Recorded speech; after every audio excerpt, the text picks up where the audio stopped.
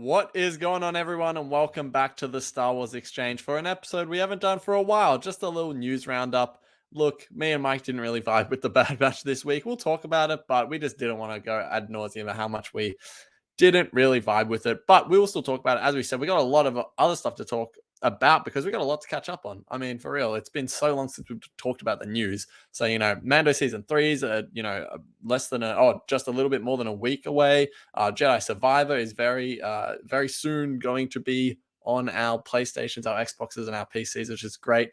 Loads of Star Wars news, celebrations coming up. There's a lot to look forward to. Ahsoka, Visions, all this stuff. I mean, not that anyone's looking forward to Visions, but we'll still talk about it. No, I'm joking. All right, I just have to say I'm joking for political reasons at this point. Anyway, though, let's before we get into it, Mike, how are you going this week? Hey, I'm doing great. I mean, like I said last week, my mood sometimes is very dependent on the Star Wars content for the week, Star Wars story. And just gotta say, I didn't really vibe with it. I'm glad others did, but we'll talk about it later, but Eh, in a bit. You know Yeah. what's crazy is that me and you are Yes. sort of in the minority with a lot of this stuff I know with the we Bad are. Batch these days. Me and We you are. both just did not vibe with the premiere. Everyone seemed to. This episode, we watched it together. We did not vibe with it, but We everyone is went online clamoring we about how good it is. we went pop rocks over last week's episodes, and people Yeah, were just yeah, like, that was good. And I was like, no, that was yeah. really That good. was insane. Yeah, we never seem to fit the general No, consensus, which is no, we don't. strange for us because I say we usually do, but I don't know. Anyway, but Yeah. yeah, besides Bad Batch Hat, what else is going on with you? Just vibing right now. It's crazy because it's almost springtime. We're about a couple weeks away from going Mhm. to spring mode, and I'm just looking forward to it. And I'm very excited. It's in 2 weeks from now will be March, and I'm just that's springtime, and I'm wow. I just feel reborn through the winter. Winter's very hard sometimes. It's I always get seasonal depression, like many, and this time it was a little bit rough. It's a little bit rough, but we're coming out of it, and we're just entering this new era of springtime where it's just you forage, you go through all this stuff that you need to in winter, and then spring is just new life, a new beginning. So I'm excited. Lots of things to look forward to this year, right, Ari? Yes, there is a lot to look forward to Speaking of which, in all senses. also yeah. But yeah, it's funny. Yeah, obviously you guys coming out of winter, we're coming out of summer, which I like because I can't stand the heat. When it's like today, it's like 39 degrees or something. You guys can do your Fahrenheit conversion Celsius. there. Yeah. But anyway, I don't like the heat, so I'm kind of glad to get out of the summer. It gets really hot here in Australia, which is quite uncomfortable. But yeah, what was I going to say? Yeah, but the years sort of starts to ramp up around this time. Like I'm going back to college soon and all that sort of stuff. So yeah, but let's talk about Star Wars, shall we? What a segue. Yes. Yes. By the way, we are on Apple Podcasts. We are on Spotify. That's right. Go subscribe and review us. Yep. And on YouTube, give us a thumbs up. We have lots to talk about here. And it's just going to be a preview of what's to come. Like Hmm. Mandalorian, you want to be here listening to us. We want to Yeah, be here talking with you guys. So make sure you stick around, subscribe on all platforms, and follow us on Instagram at the SW Exchange. for Ari. sure. And if you're a regular listener, please go ahead and give us a 5-star rating on whatever platform you listen to. Listen to on us too. Oh, that didn't make any sense. You know what I mean. Go do it. It helps us out a lot. But yeah, let's start off with the Bad Batch, episode 9. I just don't know what to say about this episode. Like I don't think I hate it or anything. I just did not like it. And I fully admit, and I said this to Mike straight after we finished the episode, I fully admit that I was caught up in my expectations for the episode. After the premiere of Bad Batch season 2, I just had no expectations for this show. But then the mid-season event happened, and that was so incredible that my expectations went up again. And this episode was called The Crossing. So I thought, oh, great. We're going to talk about Crosshair. He's going to come into the fold. Star Wars Instagram is posting, "Did you miss me?" And a picture of Crosshair. Oh, I'm just oh, thinking, whole thing. It turns out that was just a Valentine's Day card, by the way. but they forgot to post earlier in the day, I Yeah, guess. really, man, this is very interesting behavior at Lucasfilm. Anyway, so yeah, I not only was I very let down on that sense, I just thought it was another week of the writers have no idea what they're doing. They know where they need to get to eventually, but they have to fill in 16 episodes. So they write an episode about Omega trying to mine stuff. And look, I know people will say, "Oh, come on, there's so much more to that episode." We found out Tech was, or it was confirmed that Tech has what's the saying? Neil Divergent. Yeah, and it's like that's great, but that doesn't make the episode good, guys. That does not make the episode good. Like it wasn't presented well. I think it's great to have representation for like people living with autism. I think that's great. I really do, but it was not presented well, and it doesn't make the episode good just because they had that element.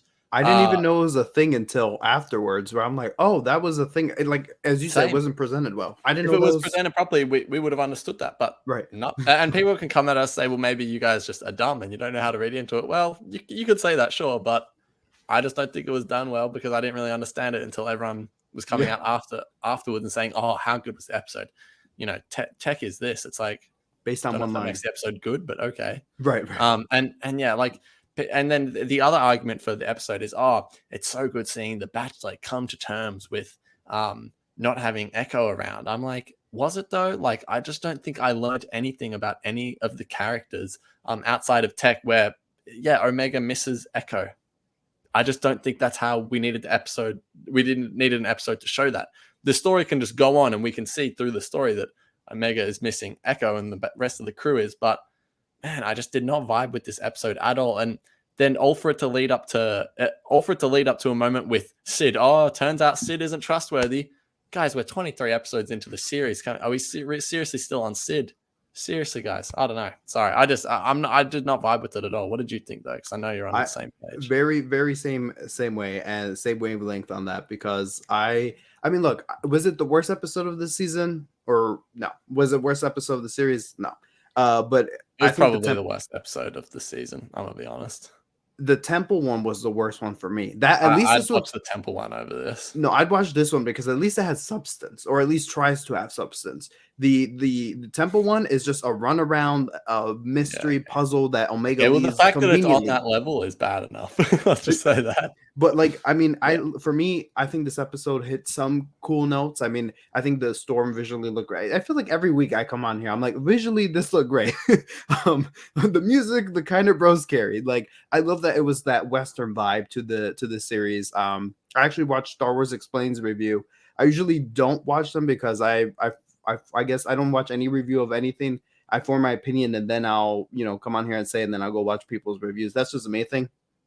People work functionally different than that, but he pointed out that it's like, oh, that ties into the Western poster that they gave out at Star Wars Celebration Anaheim, and I was like, oh, I mean, that's cool. I mean, I'm just looking at my poster now. We both have that poster up in our rooms, and we're both like, okay, right. I mean, it was just I'm glad he pointed that out because I did appreciate that. But yeah, this episode, I think that was I don't know, like I could probably fall asleep in a sound way to seeing Omega use that like little extraction gun, taking the liquid out. Like, it looked cool and it sounded cool, and there was no noise, but like you would hear the syringe go and that was it. I mean, but and sorry, keep going.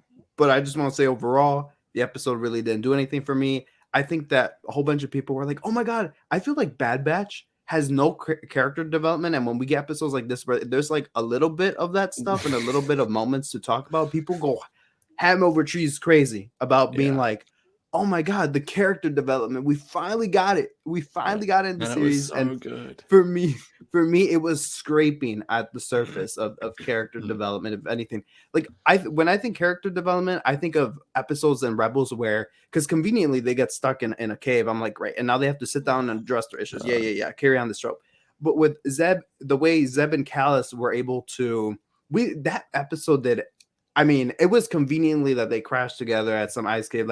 They shoved each other in an escape pod and it somehow malfunctioned, blah, blah, blah. But the exposition on that ice moon of Geonosis and whatever, and their conversations so deep here, again, I felt like they were scraping at the surface of what these characters could do and stuff. So another moment that sticks out in the episode was when Omega was leaning over trying to get the final thing when she ended up falling, and as she started to lean over to put the syringe in the crystal or whatever she was doing, I just was like, thinking, you're kidding me, because I obviously we're gonna fall and not die, but I'm like, I just know that we're gonna have to spend 5 to 10 minutes on this, though. You know what I mean? I just Yeah. want to move forward. It's like it that was the same feeling throughout the episode. Oh, the stampede comes. Oh no, we have to spend a few minutes on this because I'm not interested by it. It's not interesting. But Not even the last two Lion King episodes reference. were very interesting. I mean, sure, but that once again, like these things don't make the episode good. Right, right. Oh, it was like the Lion King. Great, I love the Lion King, but you don't have to recreate it. And then they get trapped in the thing, and I'm like, oh, just another obstacle to, like I think stories have nice flows when it's just like a nice wave. Bad Batch is just like it's just so hard to watch sometimes. Like, sorry, that was a very visual representation of my emotions there, so you'll have to go onto YouTube for that. But I just really struggle with this show because sometimes it is so good. It is so good sometimes. Like they have some peak Star Wars animation in this series, and then other times it falls so flat. And like I said, like you said, people will sort of say, well, they have that in Rebels, they have that in Clone Wars. It's not like this. It is not like this. There is substance there. There's something going on. I would honestly prefer watch R2 and 3PO go shopping for fruit than this Bad Batch episode, because there was just, at least I was entertained. Something happened. Yeah. It's just I wasn't entertained by this. So it feels like a side episode that you would get with like maybe like a side character, like not side character, but I mean Chopper was just not like, one that we will get so much development on. So I would put him in the side character category. It feels like one of those episodes, like a Chopper mystery, leg episode. However, this episode just has all the main characters, but it's like, why are you feeling like a side episode? Yeah. And quickly, I want to read the Running Statisticians. He's a listener of ours, weekly listener, and he always comments his opinions on his on our videos and stuff and on our podcast. So I just want to read his thoughts because he has not been a big fan of Bad Batch, and so he DM'd me. He said, "Hope it's a sign for up ahead. The seriousness of what they dealt with this episode and how they differently show reactions made me closer to the group than I ever was." I want to read that just because I want to be like that. I'm very glad that people who have not been like in this series so far, like get to an episode like this, like, oh man, like this was, and our buddy Parks, he said this is his favorite episode ever of Bad Batch. Yeah. Or something of the season. Of the season. Yeah. So that's crazy to me. That's crazy. I agree. That is crazy. And look, it's one of those things where when I go back and rewatch the series, I'm not gonna have this, like, I'm not gonna feel this visceral way reaction. Yeah, like for example, the episode, what was it called? The one that I really didn't like from last season. The Infested. Infested. Yeah, Infested. Like when I watched that, I sat with Mike and our buddy Star Wars dude on Discord and complained about it for 2 to 3 hours. But then when I rewatched it when I was watching the full season, I was like, yeah, it's not great, but whatever. It's watchable. I'm sure this will happen. I'll have the same sort of cycle with this episode where in a year's time I'll go, yeah, it exists. I don't care. But it's when like that's the only Star Wars you get for the week and you're anticipating it. And you have, and for me, I fully admit I had set expectations for the episode. Yeah, it's very disappointing. All right, fair enough. What would you rate it out of 10? 5. Yeah, I think that's a good score. I would rate it that. Even though we agreed last week that our rating skills, or the week before, that our rating scales are a bit different. Yeah. Yeah. So, but if something falls under 5 for me, it's got to be like just like the so horrific. Episode. 5 is just like, you didn't offend me. Like, Temple episode, I'm telling you. All right. Yeah, for sure. But Mike, we actually, sorry, we got a quote. Let's move on to Mando season 3. Yes. We got a quote from Jon Favreau, and he addressed the whole Grogu issue with the Book of Boba. Can you read us that quote? Yes, because it sounds like you're choking right now. Yeah, I know. Refresh. I got you. Okay, so this quote is from Empire Magazine, and I think this quote is very interesting because it's giving many people stank eye in public fans. I didn't expect the reaction that I did with this quote, but here we go. So if you haven't heard it, I'll read it to you, and then you'll tell us what you think in the comments. Okay, this comes from Jon Favreau. We couldn't just hit a hard reset. It's going to be interesting to see how this unfolds for people who may not have seen the Book of Boba Fett, but I think the Book of Boba Fett offered time to pass. You saw what Mando was like without Baby Yoda, and we saw what Grogu was like without the Mandalorian, and neither of them was doing too good. So them coming back together was a really good plot point that allows us to jump back into season 3 while maintaining the central relationship. Ari, you hear this quote. What are your thoughts? Man, I was super against just the way Book of Boba Fett treated the Mandoverse, I suppose.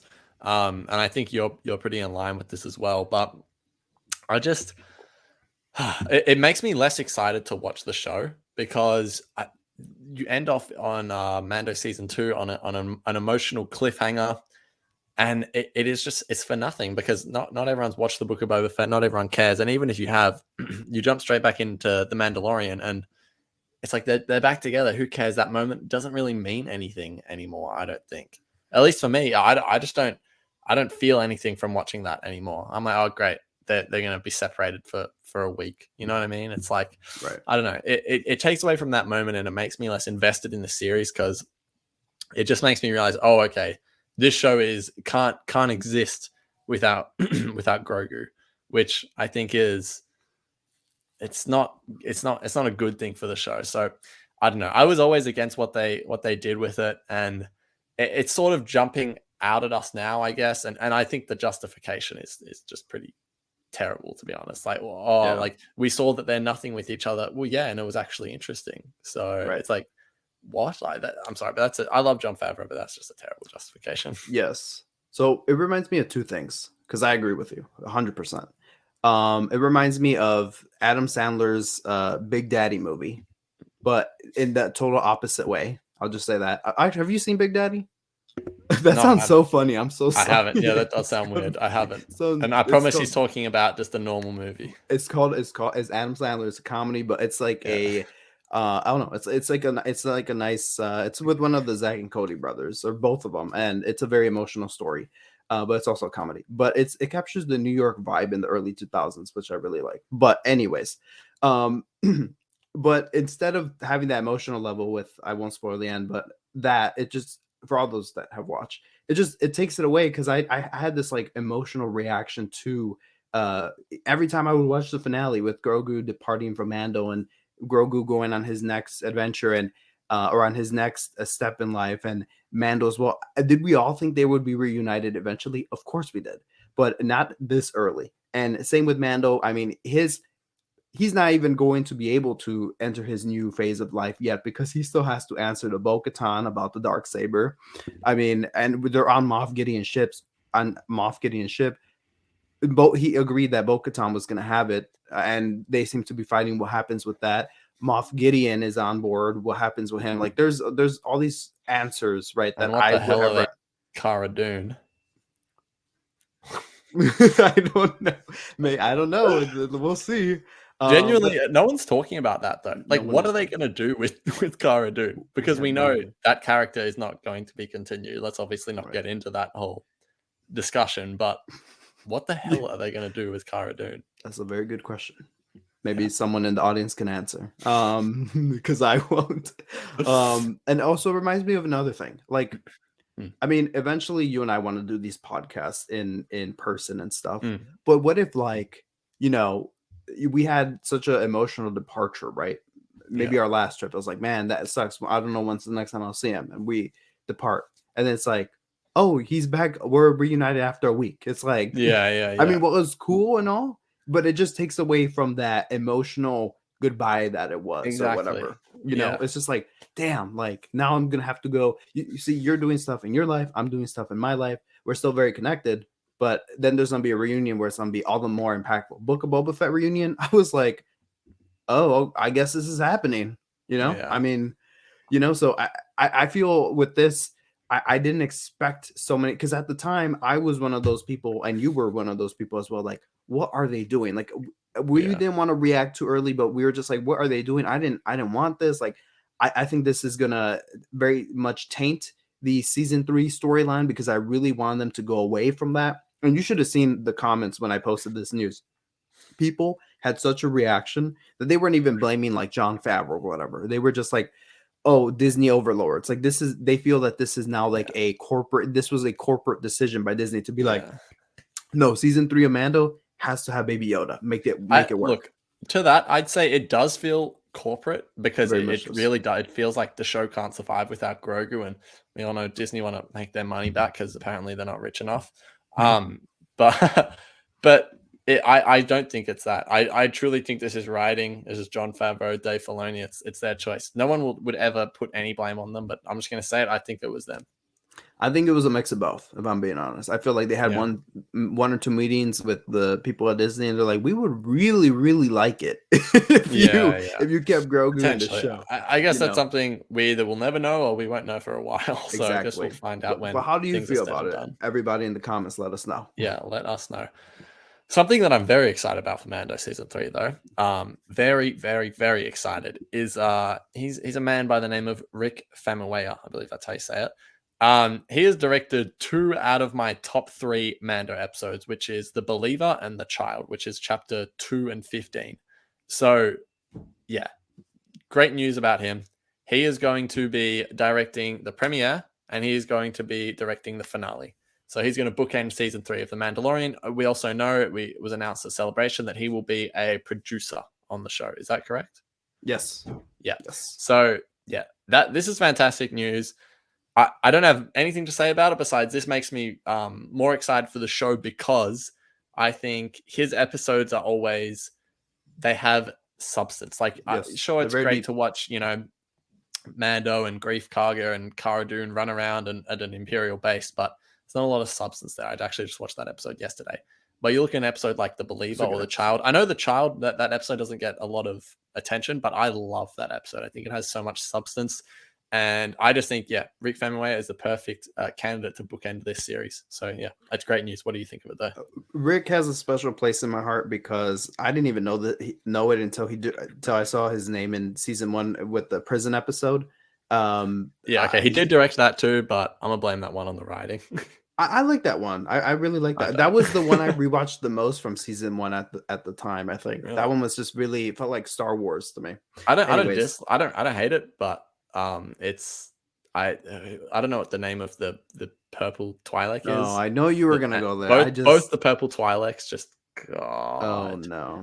But this is a man that Mando. loves this is a Oh, man that loves as Morrigan from Star Wars Rebels. But anyways, I digress. I do love this But Morgan. Rick has a very special place in my heart because he directed a film called Our Wedding, and it was a movie that I could watch with my grandparents who only speak Spanish, and it was about a wedding couple who the bride was Hispanic Mexican and they spoke Spanish. Her family spoke Spanish, and then the groom was black and they only spoke English. And Forrest Whitaker is the dad of the groom in the movie, and it's a funny.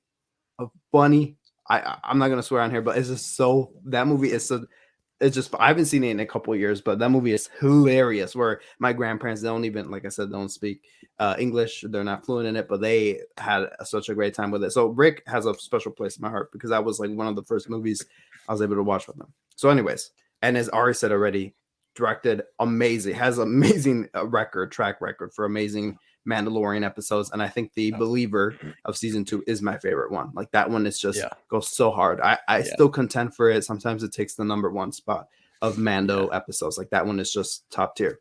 So, anyways, I think this is great. I think that this is great because we know that season 1 episode or season 3 episode 1 is going to start off with a banger, and we know that the season is going to end off with a banger. And I saw people discussing this news and being like, "Oh, he always directs episodes of The Mandalorian that really are a character study of Mando, of Din Djarin." So I was like, "Oh, that's true. That's right." And you could definitely look back and look at different pieces and stuff. We learned more information about him on the prison episode and the second episode, right? He directed. Yeah, The Child. Yeah, that one as well. And I mean, obviously, the Believer took off his helmet, and there's a whole moment there. And I think he directs action sequences really well. The heist, the train heist thing that was going on top of those transports going to the Imperial base, and then same with what's the other one in Believer? Oh, I think my favorite rooftop chase and getaway vehicle thing in Star Wars was when the slave one enters, and it's just like there's this really cool action sequence and the music's on beat, and they're just Mando and what's Migs Mayfield. They're both Mayfeld. They're Yeah. running through on top of the rooftop, and Boba's like, on my way. And he picks them up, and the way the ship just, so direction is beautiful. So yeah, I'm very much excited, looking forward to these 2 episodes. So yeah, that actually has my interest, like level, just not interest level, but excitement level, just like pumped up a little bit even more. So yeah, I'm loving that news. Definitely. Me too. Let's move on from Mando onto Jedi Survivor because a bit has happened with the game since we last talked about it because it has been quite a while. Obviously, the game got pushed back over a month for quality control and polishing, which I think is probably a good thing. Also, it clears the air for Mando Season 3, which is great.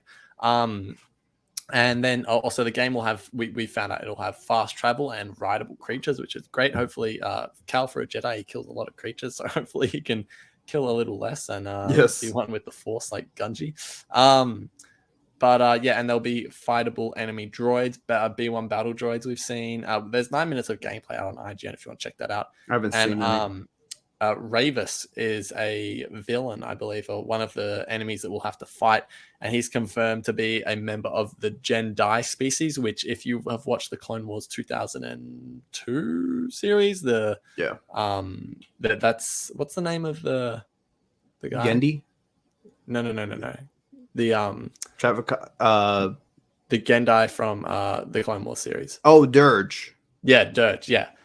So that'll be an the reason why that's so interesting is because Dirge is impossible to kill pretty much. So we'll see how that plays out in Jedi Survivor. I don't think But you could be able what to do you kill think him. of what do you think of all this news, and especially with the game being delayed? Game being delayed, I think you and I agree.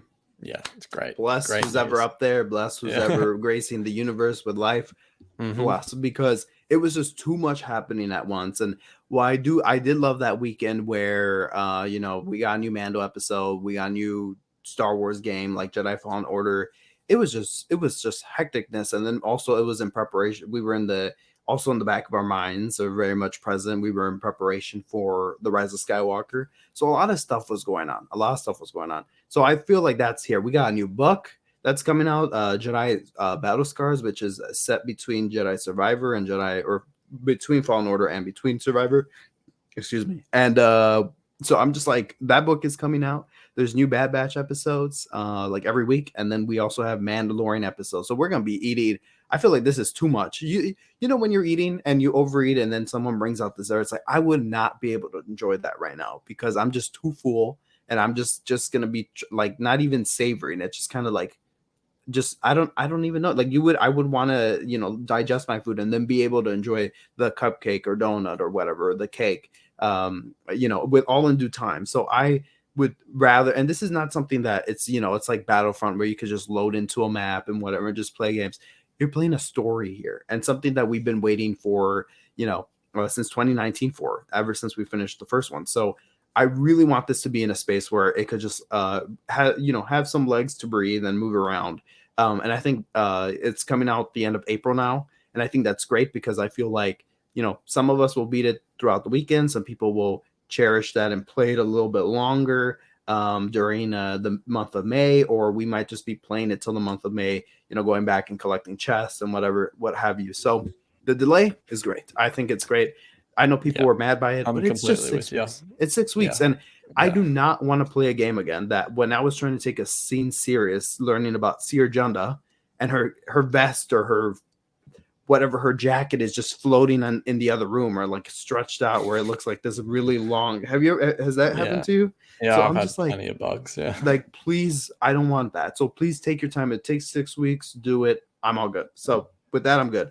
The enemy droids, I saw people were very split on it. Some people were like, but remember when Sidious or Revenge of the Sith said that all the battle droids are to be? Oh, yeah, right. We all know that. But we also learned in Clone Wars that a 10-year-old boy can also reprogram the droids and turn them into a 10-year-old can do that. So it's like, why can't somebody revive these droids and make use for them of their own? And that's exactly what somebody has done with these droids. So I'm very much excited to fight a droideka, fight a commando droid. Like, this is gonna be cool. Every time I came across one in Battlefront when I was like Anakin or Obi-Wan or whatever, it was so much fun to go against. So I'm very much looking forward to doing that here with Cal. And he also has a blaster pistol, so that'll be fun too. And same with Ravis. I think that's great. I think I love when they bring stuff back from different elements of Star Wars that are no longer particularly canon. Dirge's canon was canonized in one of the comics of a year or two ago. So I think that's just great. I think this is more exploration of the species, and the creative director of the game had so much to say about the species. He was like, oh, the Gendai are this and that, and they're like really like the last of their kind, and they have no home, and he just knew all the lore. So I think that was great. I'm not, when I would look at Dirge, I'm like, that just does not look like Star Wars, but I learned that there's a whole fan base for him out there, and I was like, you know what, do you like, that's great. Maybe I'll be a fan if I ever sit down and watch the Clone Wars series. But I've seen bits and pieces, but I'm such a the Clone Wars fan that I'm like, I can't erase my brain. I can't do it. Now I'll get to it soon, but anyways, I think this is all great news for real. And the fast travel, look, we've all had many panic attacks or anxiety stresses when we were on Zepho, when we couldn't get out of like a tomb per se, when you were like thousands of feet below ground, or you were just trying to get back to the Mantis and you just couldn't. We've all been there. I've seen the memes, you've seen the memes. So I'm great that they're doing this, and there's also writable creatures. So yeah, 100% down. For real. For all this stuff. Yep. I would echo everything you just said. Echoes but no yeah, longer so here. yeah. Yeah, see you later. Okay. So yeah, well, that's Jedi Survivor, but there is a lot of news going on with Disney and the movies and all sorts of stuff. So let's talk about it. So expect more Star Wars in the coming years, because Disney is going back to the drawing board, as they're going to rethink the output of the franchise, and they're going to start to lean on it more, they've said. So apparently we're going to get less of Marvel on Disney Plus while they improve quality and all that stuff. And honestly, thank God, Marvel is so oversaturated. I used to love Marvel, seriously. Up to Endgame, loved it. I can barely watch a Marvel thing now. I saw Ant-Man came out. I thought I would prefer do nothing less than watch that movie, because I don't want to go anywhere near it. But our great time of watching Doctor Strange. Multiverse of Madness. That was a difficult watch. Anyway, enough Marvel talk. But yeah, they're going to lean on it for essential for pretty much financial reasons. But yeah, they're reportedly going to ramp up their efforts for the franchise to return to theaters. Thank God, because I miss watching Star Wars in the theater so much. And here's a quote. Do we know who this quote is from? This is from Bob. I could read it if you want. This is from Bob Iger. So he talked to, I think this is from the Hollywood Reporter, or if not Entertainment Weekly, one of those two outlets. So he talked, or no, this is actually from his earnings call, but this is coming from someone reported on either of those sites. Okay, so he says, we have to reduce our expenses. In order to do that, you have to make some choices. I happen to believe that because general entertainment is not as differentiated, and look, there are 7 or 8 platforms in the streaming business alone that are in general entertainment. That's a tough business to be in competitively, and it's not our strongest suit. I think there's a way to balance that. We're going to lean even more into Disney and Marvel and Pixar and Star Wars and Avatar, of course. And we've had higher returns on those businesses anyway. So that makes a lot of sense. Adding to that, augmenting with some form of I'll call it more curated general entertainment is what we would likely do. So like with this, they already announced a Toy Story 5. They already announced a Frozen 3 and a Zootopia 2. So I'm just like, they're like really Bob Iger's back, and he's like, Star Wars, wake up, you need coffee, we need to get things moving. And with the Marvel stuff, they're still leaning into the films and stuff, like he just mentioned. But with the Marvel stuff, where it's going to be a decline are the Disney Plus shows, where they're just going to focus more on quality than quantity. And for Star Wars, literally, since they're pushing everything out, they're just going to focus on quantity, but also try to make sure everything's in line with the quality, which scares me. Yeah, scares me. I can't. Oh man, this is a headache for me. This is a headache because, first of all, Disney are one of the biggest companies in the world. They're freaking out because they've lost money on Disney Plus, because they haven't got return on their investment yet. It's the same way they bought Star Wars for $4 billion, and then all of a sudden they need to make that $4 billion back, so they rush out the sequel trilogy. Which, however you feel about it, they rushed it out. It's just the same. They're just repeating the same mistakes. They they pushed Disney Plus out, and it cost them a lot of money, and now they want return on their investment ASAP. But it's like, how about you just wait a second? You guys are going to continue to make money. Just relax. I mean, I know I'm not an executive there. I'm not on the board, but seriously, you're going to tell me Disney isn't making money? Come on. You saw the prices we paid for at Disneyland. It's not I cheap. know. Oh my god. It's a headache. I just so they've gone, okay, we want to make more money. We're gonna rush a few things out. We're gonna give them small budgets, and it's gonna go great. I mean, Yep. sure, you'll probably make some money back, but God, it doesn't look or sound good, and it does have me worried for the future of the quality of Star Wars going forward. Yeah, I'm kind of scared at his wording there. Well, actually, it's kind of, I don't know, because I like that we have Bad Batch, but at the same time, I'm mad that we have Bad Batch. Yeah. But his careful wording right there, where he says we need to be better at curating. What does that mean? What does that mean for Star Wars? Does that mean Bad Batch? You know, under Bob Iger's rule, do you think that Bad Batch would have been greenlit? I don't think so, especially with that crazy Clone Wars animation. I don't think so. It's costing them a lot, and they're not getting a big return on it. No, they are not. And there's not even big. There's not. I don't ever see like a big conversation about Bad Batch, even though it's on the weekly release schedule where you think the conversations will be going. You really don't get that from Bad Batch, and I'm very scared about a season 3. I don't want to sit here and speculate about if they're gonna cancel it or not, but I don't think the future's bright for Bad Batch season 3. I don't think they're gonna go forth with this. Yeah, I think it's too soon to say, but I'm worried.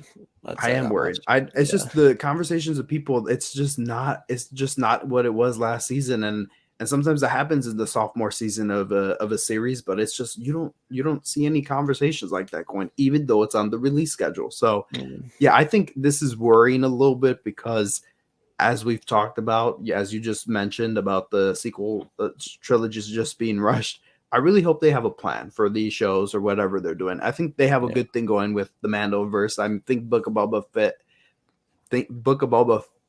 Fett had us all throw a fit because it just wasn't up to par with like the Mandalorian and stuff. And I think that was a moment where it just was very sour for a lot of people. And then same with Obi-Wan Kenobi. And I think Andor has been such a huge success for them and stuff, but I'm scared that they may not, do shows like that again, where it's higher budget and higher quality, and they have all this time for pre-production and production and post-production until it's nice and baked in the oven. That's what I'm scared of. That's what I'm scared of, because it sounds like we need to get this stuff going, rolling out now, especially with Lucasfilm, where they've kind of just sat on their butts for a while with the movie slate, and they're just like, oh, it's not working out with Patty Jenkins. Oh well, we'll concentrate on Mandalorian and see where we could put him in Star Wars. We'll put him in Fortnite next week. It'll be good. So I mean, I don't know. And by the way, I love Mandalorian, but it's just I think Ari used a great terminology last year when we talked about Mandalorian and Book of Boba Fett. Corporate synergy on steroids. So that's what I'm really scared of here. That I think if we're really talking serious here, I think Mandalorian might be stretched out to like 6, 7, 8 seasons. It might be treated like Game of Thrones. Maybe it'll be treated like the Flash series, where it's gone on too long. Where it's like, that's still going. I hope that's not what happens. But possibility. That's very possible, and in a scary way. But yeah, let's move on to sort of the I guess the aftermath of this. Which is there are going to be a lot of films announced, which I think is a good thing, but God, if they announce a film for next year, I'm going to lose my crap because they're not ready to release a film for at least another 2 years. They're not. They're in pre-production for a few things like Taika Waititi's project, Rogue Squadron, who the hell knows? Ryan Johnson, who knows? Kevin Feige, Damon Lindelof. I don't know how to say that. But all these names that you've heard nonstop, who knows what's happening to they're all in pre-production, but none of them I don't think have come close to the actual production phase yet. And the Hollywood Reporter is reporting that Disney and Lucasfilm plan on announcing their film plans during this year's Star Wars celebration in London, which is going to be great me and Mike will be covering that, so stay tuned. But yeah, there's a lot going on. There's a lot in development. But what are we actually going to see from this? Are we going to be surprised? What if? And I say, what if? What if they announce the Star Wars Episode 10 or something? They want to make money back. I'm telling you, that's a great way to do it. I think they will. I think they I will. don't. I do seriously think they will. Bob Iger said they're going to lean in heavily into their franchises. If they're giving Toy Story 5, when that series is and look, love That should Toy have ended Story. as Toy Story 3. I love Toy Story, and Toy Story 4 was fine, but Yeah, it should have ended at Toy Story 3. I watched Toy Story 4, very forgettable. I don't know. Like I don't know. It was fine, but it was fine, but it was forgettable for me. But the thing is that was like the last movie that they did, and it's the third one was supposed to be the last one. So I feel like, you remember post or pre-pandemic when we said Star Wars, the films were gonna end, like the saga. Well, we're gonna go back to it. I feel like they're just going to. Like George was. I think they will eventually. I think it's too soon. Surely they can't be announcing it at Celebration. I mean, sure, maybe not directly at Celebration, but I think in the next couple of years we're getting that announcement for sure. We're getting episode 10. I'm gonna tell you. I agree. Episode 10. It will come, and I want an episode 10. Honestly, sure. I'm a Rise of Skywalker was dog crap. I would love to end the saga off in a better way. But man, that would be riveting news, and I can see it happening, but I just don't think it will. But I can see them doing that. What do you think they are announcing though? Because I'm going to go through these names and I'm going to tell you what will and won't happen. Taika Waititi will happen, then that'll be the next Star Wars movie. I'd say that. Patty Jenkins, I think, is almost definitely done. Ryan Johnson is, if it happens, it'll be in 2030. Kevin Feige, I can see them announcing something from him. And then the Damon Lindelof thing. By the way, I have no idea what I'm saying with that name. Can see that happening? I don't know. What do you think? So I think in the article they either said or maybe I forgot to include it in the show notes, but the thing is that they were talking about that Damon Lindelof's film, which is going to take place post sequels, that is supposed to be entering pre-production in May or April. So that's why they're announcing. Now pre-production before, I meant development, not pre-production. Oh, for sure. Yeah, they're in development in some way. Because do I think Ryan Johnson is right now in a room right now discussing the film and doing production work, picking out concept art? They're not doing that. No. But he's been developing it for, when did they announce it? 2017. Our first podcast episode ever, when I was a guest on your podcast. We announced that it was still happening. Well, 2 years later, we still don't know. So we created our own podcast instead. So I think the Damon one is most likely, and I think that's because we've been hearing about it the most too. And Damon actually got somewhere where I think I was reading where Lindelof had like a writer's room where they all got together with everyone and were pitching ideas of what to do next. So I think that was cool. So I think I honestly think that Damon Lindelof's film we'll see first, and then we may get Taika with TDs. I still think we'll see Taika's first. Well, actually, we've gotten casting reports from Damon's film not too long ago. We did. Like it was like a female black lead and a male black, something like that. But point is, we heard casting announcements already, or like casting things already. Right. So yeah, I think that with that, I think we'll see his first, and I think that will hit theaters December 2025. 2025. I'd take that. December 2025 is fine. 2024. Too early. God, that's where Rogue Squadron was supposed to come out this year. Then they pushed it back to next year, and it's just not happening. So I think 2025 will be our best bet. Potentially, yeah. But yeah, so stay tuned to Star Wars Celebration London. There's a lot going to be happening there. But before we wrap up today, let's quickly touch on Ahsoka and Visions as well. But Ahsoka first. So we're getting multiple seasons of it. And I'm going to say this. I watched the Jedi, Ahsoka's first live action appearance last night. And man, my hype for that show is going down, to be honest. And that's coming from someone who cannot wait to see the Rebels story continued. But I'm just worried about it. I don't know what to think. Live action Ahsoka is just jarring to me. But yeah, apparently we're getting multiple seasons of it. So who knows? I'm still just very upset by the fact that the Rebels sequel is the Ahsoka series. You know what I mean? I'm Right, not right. vibing with that. Anyway, so getting multiple seasons, I can't have an opinion on that until we've seen the show. So Right. yeah, but that's I news. think, yeah, for me, so apparently this came from a Disney Plus listing that was presented in front of the earnings call, Yeah. and people were like, "Oh, it was a typo, whatever." I know this because I just posted and people are complaining, but people were like, "Oh, this was just a typo. Get over it. It's not news." And I'm like, "No, it was before titled as a limited series, just like Kenobi, but now it's been titled as a season one." And Scouts and Crew doesn't have season number, nor I think it was secret invasion from Marvel side. So I'm just like curious. I mean, if they're doing something where it's season one and continuing the story of the Mandalorian and getting the pieces up for the end game of their event, and then season two comes along later, filling in some more time period and stuff, then okay, like I'm down. I mean, we haven't seen season one. We don't know. I'm sure it'll be in the same style as we've seen Book of Boba Fett, Mandalorian. I mean, it's not gonna be much different than that.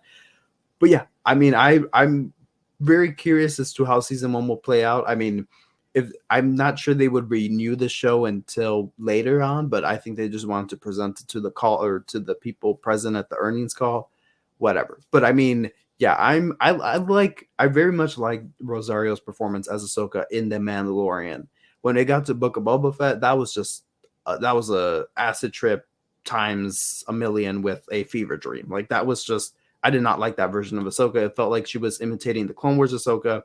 When I felt like the Ahsoka we got on Mandalorian was a damaged adult version of the character, right? Everyone has such a visceral reaction to that character in Mandalorian when she first appeared, but I was like, guys, we never even got to see Ahsoka post her fight with Vader, how that would have affected her and stuff. And when they announced the Ahsoka series, I'm like, oh great, we might see some of her troublings there, how she got to feel after the fight. We never got that. We just never did. So, I'm down for to see what goes on there. But yeah, I mean, I don't know what angle they'll take the character in, if they'll lean more into the Book of Boba interpretation of her. But yeah, we'll see. Yeah. I don't know. It's a big question mark. I think it's still my most anticipated Star Wars thing, just because there's so much curiosity around it for me. But yeah, we will wait and see. Me and Mike might actually get to watch a few episodes of that together, which will be cool. But yeah. Also, to finish us off, yeah, let's finish off with the scraps. Star Wars Visions Volume 2. You are looking for the crowd to fight, huh? Here's the thing. I don't even. Oh my god. In all honesty, all jokes aside, Visions is fine. I watched the first season and I was like, okay, cool. Some of that was okay. Some of it was whatever. Visions is fine. I'm not excited for it. I'll watch it and I'll have an open mind. But I think on a podcast or on Instagram, I was talking about the series, and some people out there have just labeled me a hater. So I just thought I'd play the part. But no, Visions is fine. But does anyone really care about this show? I don't know. Do people care, Mike? Tell me. People people do not care. I think that the show has its supporters and stuff. I mean, I thought when I watched season one of Visions, it was like jumping in on a hot summer day. It was like jumping in a cold pool, in a summer pool of water. Just felt Yeah. great. I felt reawakened with Star Wars. I was like, great. Like I felt Star Wars that time period had too much on cameos and stuff, and it felt like same storytelling. Some of the beats we got from Mandalorian was just like, okay, it's just relying on cameos, and then Bad Batch was just dwelled right into that. Oh, Mandalorians do that. We're gonna go right for it. We're gonna do cameo every episode. So it was just a breath of fresh air. Cliche to say, but it was. But it was just so like I took my time with it because I wanted to enjoy it and indulge in it. And people just binged the hell out of it, the first Yeah. time around. I was one of And those then they people. didn't talk about it. You didn't Yeah. talk about it. Nobody talked about it. I was Yeah, well, still like I didn't care for it though. third day after I watched the, maybe like the fourth or fifth episode. I was like, man, this episode I was keeping the conversation alive. Yeah. So I think if with Vision season 2, I think they're gonna have a different. It's not just gonna be anime focused. It's gonna be different types of animation. Which, like I said, I'm getting stale vibes from Bad Batch animation, Clone Wars animation. I'm kind of getting tired. So I think Vision season 2, I'm actually looking forward to the new animation that we might see and stuff, and the different genres and types of animation. So yeah, I'm so like pumped to see the different styles and stuff. Like I watched going into like Puss in Boots, I was like, oh man, it's not the same like CGI thing as Shrek. And I was like, that's not gonna work for me. But then I was like, wait, no. Look, I watched the trailer again, and I was like, wait, this looks like Spider-Man, Miles Into the Morales, that Spider-Verse. Into the Spider-Verse. And then I watched the film, and I'm like, I want the rest of the Shrek movies just like this. I would love to see Star Wars take that approach. I think Star Wars Visions is their like, their little moment to play around with that. So does anyone care about the show? I don't know, because y'all are not talking about it. Honestly, I'm looking forward more to Young Jedi Adventures than Vision Season 2. I'm being completely honest. They're both coming out on May 4, and I know which one I'm watching first. Oh, wait, Visions comes out May 4th? Yeah. Oh, cool. Oh, okay. Then I'm very much looking forward to this. You can stay with your High Republic stuff on that side. I love the High Republic. No, so do I. I mean, look at my little. Do you have this book yet? Battle of Jeddah? No, I don't. Oh, very sad. Sorry. Anyway, no. Anyway. That was a good episode, though. It was nice to talk about the news. A Bad Batch just was not the vibe this week. Next week, I guess we'll kind of see the same thing. I'm not too sure what our plans are, but I'm guessing another dud episode. So it might be another news roundup as the hype will really start to ramp up for Mando Season 3. I guess you'll have to wait and see until the next episode drops, which will be either less than or about a week away. So enjoy that. Any last thoughts though, Mike, before we wrap up? Any last thoughts? As Ari said, and we said at the top of the show, there's a lot of Star Wars coming out in the coming weeks. We're going to be filled with Mando. We're going to be filled with Bad Batch. We're going to be filled with different books that we're going to be talking about if we have the time. 4 stomachs. I know. Maybe you could take up Rupert Friend with the Grand Inquisitor. I took your job of doing Oh, I'm sorry. I took your job though this week of doing something like that, referencing an obscure reference. Yeah, I took your job. Well done. Well done. But yeah, but I love podcasts like this. Like we haven't been able to sit down and breathe and talk, even though this was a lot to get through. I didn't just enjoy talking about all Star Wars, no pun intended, rather than just a specific episode in a show. Than just the boring old Bad Batch. Yeah. Some weeks we'll jump on here and we'll be saying it's amazing, and some weeks it's just the opposite. So it's just the opposite. Yeah. Sorry, everyone. Yeah. But yeah, thanks to everyone for tuning in. As we said at the top of the show, please, if you're listening, drop us a 5-star rating on Spotify or Apple Podcasts, and please subscribe on YouTube. You can find Mike at all_stars on Instagram. You can follow me at Star Wars_exchange. And most importantly, follow our podcast page on Instagram at the SW Exchange. There's a lot of good content on there. We're trying to get to 500 followers. We're almost there. So please jump on board. We'd appreciate it. Let us know what kind of podcast do you like us to do? Do you like these ones? Do you like our Bad Batch reviews? What do you want from us going forward? Let us know and we'll be sure to listen. Yes. But yeah, that just about wraps us up for the day. Thank you to everyone for listening. And as always, may the Force be with you. See you next week. Adios.